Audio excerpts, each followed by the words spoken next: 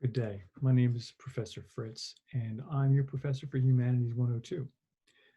This video is a chance for me to welcome you to the class, explain the class a little bit, tell you a little bit about myself, and to help you get started so that you can make this course as successful for yourself as possible. So first of all, again, I told you my name, Professor Fritz. I've been teaching here at CCP for 12 years now, and I've been teaching since, let me think, the first time I taught a college class was 1991. So I've been a while. I've been at this. My area has always been teaching writing primarily, but also literature and history and some philosophy. So this course is sort of right in my expertise. I have a particular love of reading, so my bias is really for reading above all.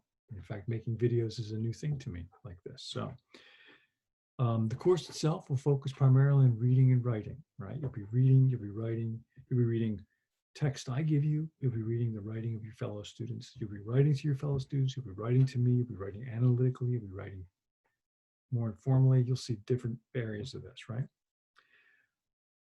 The course itself, Humanities 102, is a course called Cultural Traditions. You might think of it as like an intellectual history of ideas. This particular section, 102, starts with the Renaissance and ends with the contemporary, right, to the future, actually. Last article is going to look forward.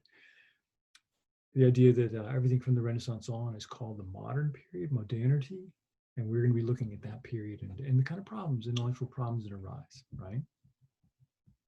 So it's always worth noting that what scholars do and what writers do is they look for problems, they identify problems, and they write about them. So we'll be looking at problems throughout the whole semester. And this is just what works. This is what scholars do. So we'll be doing that. I'm looking down because I have notes that I'm following. So about the structure of the course, you may or may not have ever heard an online class, but the course is built according to a formal structure of modules. Each module is about a week of work. So, we have a 14-week semester, so we have 14 modules to go through. The modules always start with a description of what's in that module, and then there'll be the reading. All the readings for the class are in the module, so you have no books to buy for this course. So you get a reading, and almost all but the first module are built the same. The first module is a little different, but you get a reading, you get a video lecture from me about the reading. Again, I'm not teaching you what the text says, but I am teaching you what you need to know to help you read the text so you don't get overly confused, because it turns out people can get confused very easily by some of these readings. But you cannot do the class without doing the reading. My lectures do not replace the readings, but you'll see a lecture to help you. Then you'll have a quiz on that reading. And then you'll have some writing to do about the reading. You'll have a thing called an analytic response, where you'll have to choose a question and write a short essay about that reading, answering the question. You also have a discussion forum where you'll write to and read about what your fellow students have said about the reading as well. Okay.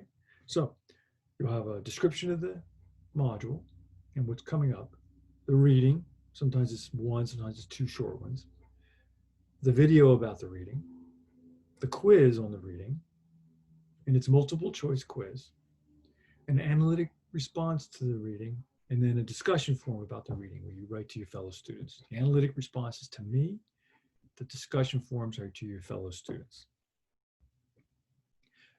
So let's take a moment and say, what does it mean to be analytical, right?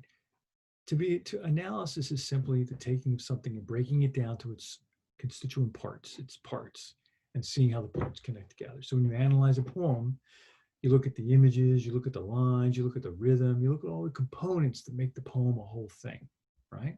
So you can be analyzing text. That's what we do as scholars. We analyze texts, break it down to its parts. So an analytic response is a close analysis of the parts and how they relate and what they mean, okay? So just keep that in mind. Now, it's very important for you to look at the syllabus. The syllabus explains the course and how your grade will be built, all right? It's also very important that you use the modules. Sometimes people have a tendency to just use the to-do list. There's a to-do list that pops up, particularly if you try to do the course on your phone. A to-do list pops up and people just try to do that without reading the course. You will totally fail the course if you do that. You must go through the modules. You will miss out so much if you do. So I can't stress that enough. If at all possible, do not do the course on your phone. Do it on a computer of some sort. It's possible to do it on your phone, but it never really goes that well. It's very hard to do. All right. But it's going to be very important for you to read the syllabus, read what's in those modules. And I think that's about everything. So I'm very excited about the class. I'm very excited to have you all in this class from Parkway. That's going to be a really interesting experience for all of us. You know, some of you probably never done an online class, maybe all of you. So it'll be very exciting to try this out, see how this goes. But I think it's going to go really, really well.